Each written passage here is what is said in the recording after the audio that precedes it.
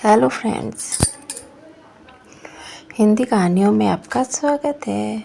बुढ़ापे में माँ बाप को छोड़कर चले जाने वाले बेटे के साथ जाने से मना करना एक तरह से लीज़ा की जिंदा दिली ही कहलाएगी। बात उस समय की है जब लंदन था। उसके मोहल्ले, उसकी ज़्यादातर गलियाँ और सड़कें खुशनुमा पार्क जैसी हुआ करती थी। वह कारों और बसों का जुलूस बनकर नहीं रह गया था। लंदन की हवा में पर्वतीय हवाओं वाली ऐसी कशिश थी कि जितना सीने में पहुँचे उतनी ही और पा लेने की लिए सीना फूलता जाए।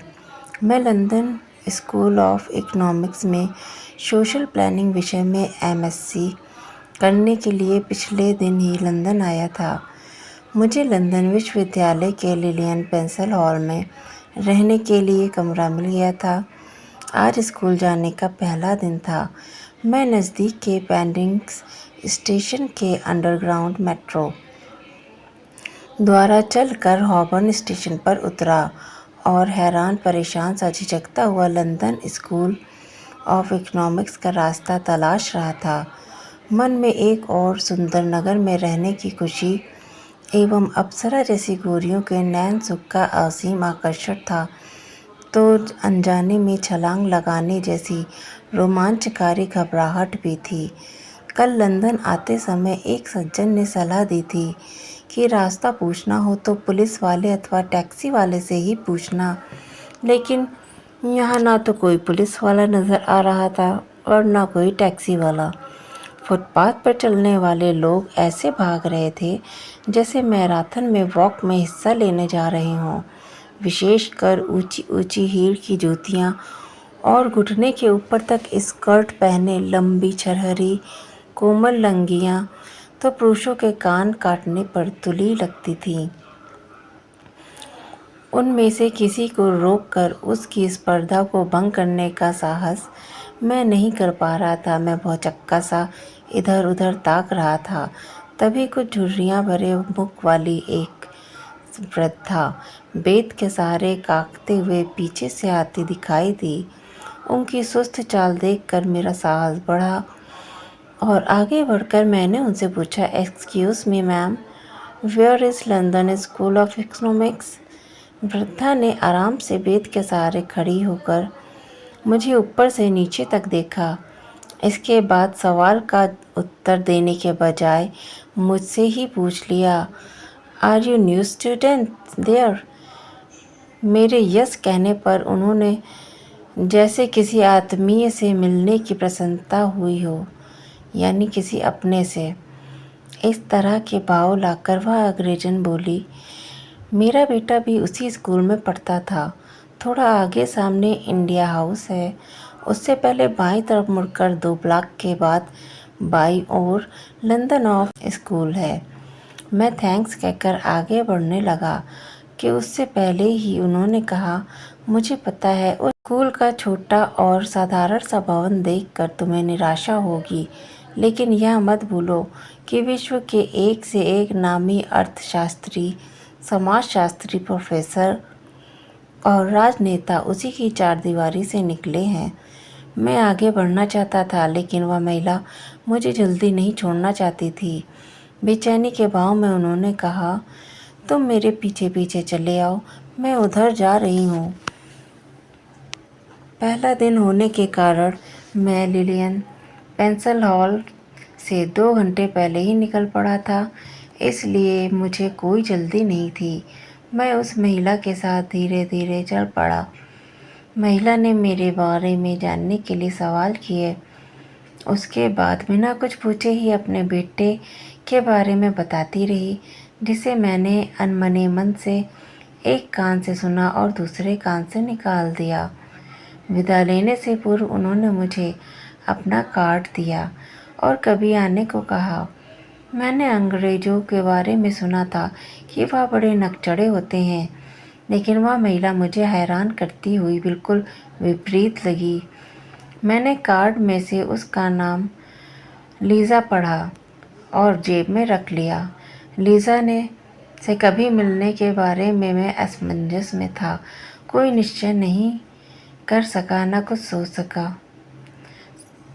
संयोग से एक दिन सोशल प्लानिंग के प्रोफेसर मिचली व्यवहारिक पढ़ाई के लिए हमें डेस्टिट्यूट चिल्ड्रन होम दिखाने के बाद जब हमें ओल्ड एज होम ले गए तो लीज़ा दरवाजे पर ही खड़ी मिल गई। मुझे देखते ही आगे बढ़कर उन्होंने मुझे सीने से लगा लिया। इसके बाद ओल्ड एज होम के लिए 2 घंटे के समय में मेरा ज़्यादा समय लीज़ा ने ही ले लिया। पुनः आने का पक्का वादा करने के बाद ही उन्होंने मुझे जाने दिया था। लंदन के उस ओल्ड एज होम में बूढ़े रहते थे जिनके लिए साफ कमरे एवं आरामदायक थे बिस्तर, उनके खाने पीने, दवा दारू, पढ़ने लिखने एवं व्यायाम और मनोरंजन की पूरी व्यवस्था थी।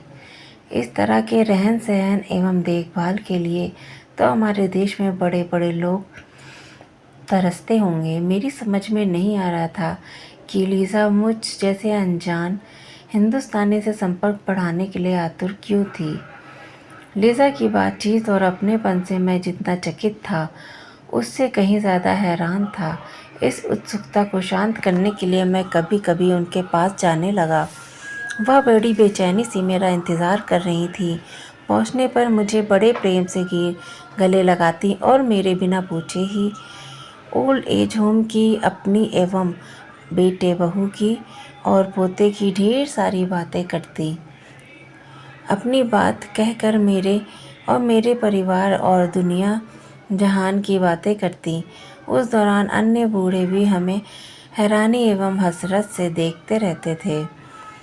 लीज़ा से बातें करके मुझे उस अंग्रेज वृद्धावस्था की दुख पीड़ाएं, अभिलाषाएं एवं अहम के बारे में इतनी जानकारी हो गई कि मैंने सोशल प्लानिंग में एमएससी के लिए अनिवार्य लंबा लेख लीज़ा पर आधारित ही लिख दिया, जिसे सबसे अच्छा माना गया। उसका सारांश कुछ इस तरह से था।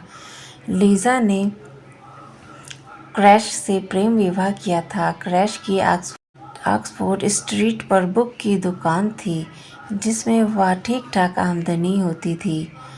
स्वभाव से जीवन दर्शन में लीज़ा और कैश दोनों मीट फॉर ईच अदर थे।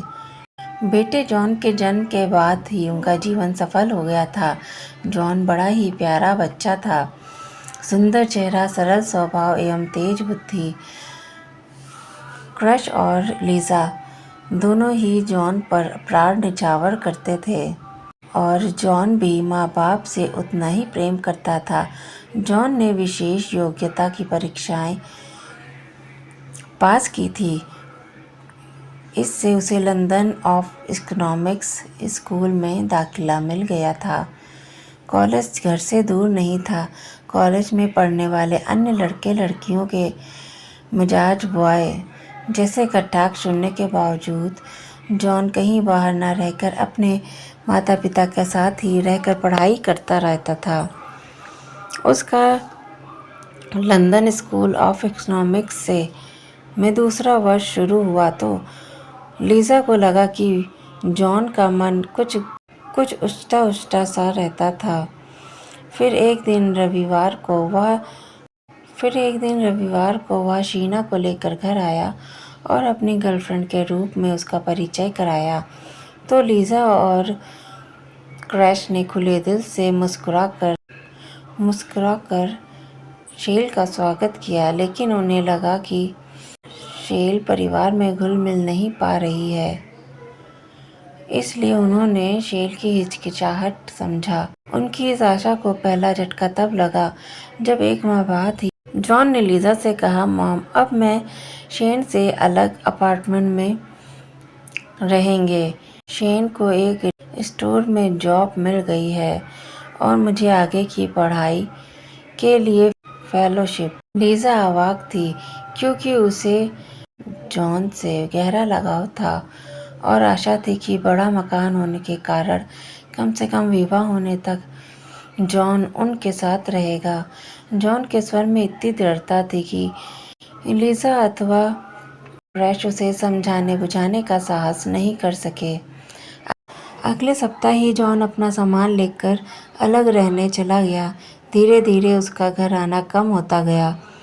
वह जब भी आता अक्सर अकेला ही आता और कभी शेन साथ आती तो मेहमान की तरह हाय हेलो कर चली जाती।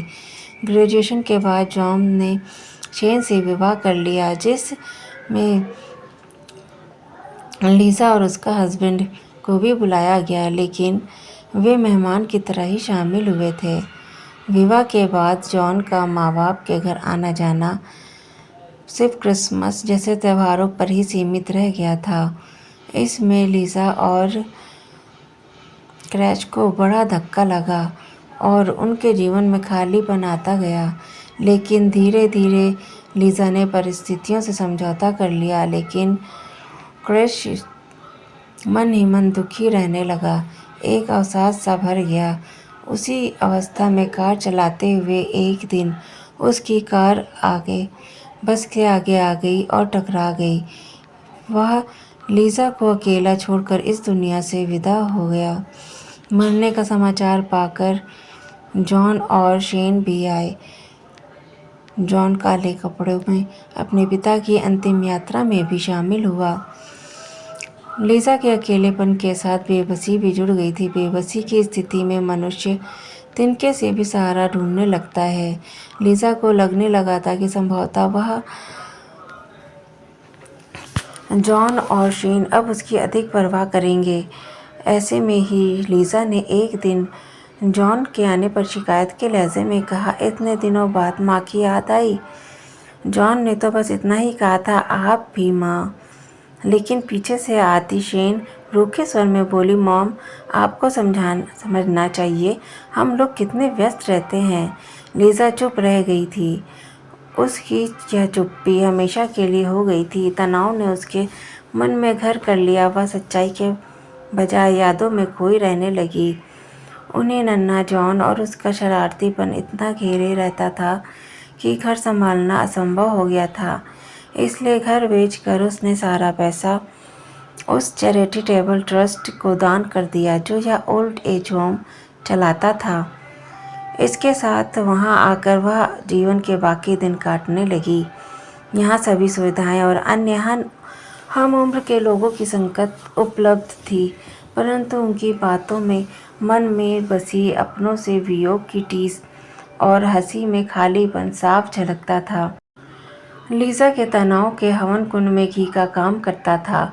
एक दिन ट्यूटोरियल क्लास में मैंने प्रोफेसर मितली को लीज़ा के प्रकरण के संबंध में बताया तो उन्होंने इसे एक केस स्टडी के रूप में तैयार करके कक्षा में प्रस्तुत करने के लिए कहा। मेरे द्वारा केस स्टडी के प्रस्तुति के बाद उन्होंने बताया कि लीज़ा यह केस अनोखा नहीं है। पश्चिमी देशों में बूढ़ों की समस्याएं मुख्यतः परिवार से अलगाव, अकेलापन एवं वर्तमान के बजाय भूत की यादों में जीने की विवशता है। और जॉन का अपने माता पिता से अलग होना आम बात है। ग्रेजुएशन करने के बाद शायद ही कोई लड़का या लड़की माता पिता के साथ रहता हो। अलग होने के बाद बेटे मेहमान की भांति समय लेकर ही माँ बाप से मिलने आते हैं और माता पिता की समय लेकर ही बेटे के यहाँ आते हैं। बुढ़ापा बढ़ने पर अथवा माँ बाप के अकेले रह जाने पर बच्चों से यह दूरी बेचैनी बनकर मन में समा जाती है। ऐसे में बूढ़ों में किसी की सहानुभूति मिल जाने से उनमें लगातार बातें करते रहने की अदम्य इच्छा जाग उठती है। लीज़ा से पहली मुलाकात में जब मैंने उससे रास्ता पूछा था तो उसके मन में समाज के लिए अभी भी अपने उपयोगी होने का आभास जाग उठा था।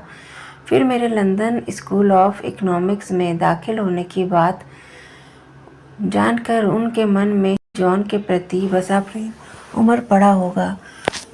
उनके स्नेह के बदले मैं स्नेह तो वह स्नेह धारा नदी बहाने लगी होंगी। कुछ रुककर प्रोफेसर मिचली ने कहा, लीज़ा से किसी दिन पूछना, अगर जॉन और शेन उन्हें अपने साथ रहने के लिए ले जाएं तो क्या वह जाएंगी या नहीं। अगली बार मैं जब लीज़ा से मिला तो मैंने उससे सवाल किया तो उस औरत ने कहा, कदापि नहीं, एक दिन के लिए भी नहीं। कैदी को कैदियों के बीच रहना उतना कठिन नहीं होता है जितना आज़ाद घूमने वालों के बीच रहना। थोड़ी देर रुककर एक आह सी भरकर उन्होंने कहा, अगर मेरी बेटी होती तो उसके यहाँ कभी कभी जाने की बात ज़रूर सोच सकती थी। मैं लीज़ा के स्वर एवं शब्दों से निहित निश्चय से ही उसकी जिंदा दिली का कायल हो गया था और माँ बाप के लिए बेटे की तुलना में बेटी के प्यार का भी। तो फ्रेंड्स, स्टोरी आपको कैसी लगी? अगर अच्छी लगी हो तो प्लीज़ कमेंट करें, लाइक करें और चैनल को सब्सक्राइब करें। मिलते हैं अगली कहानी में। आज के लिए इतना ही। Bye bye. Thank you for watching.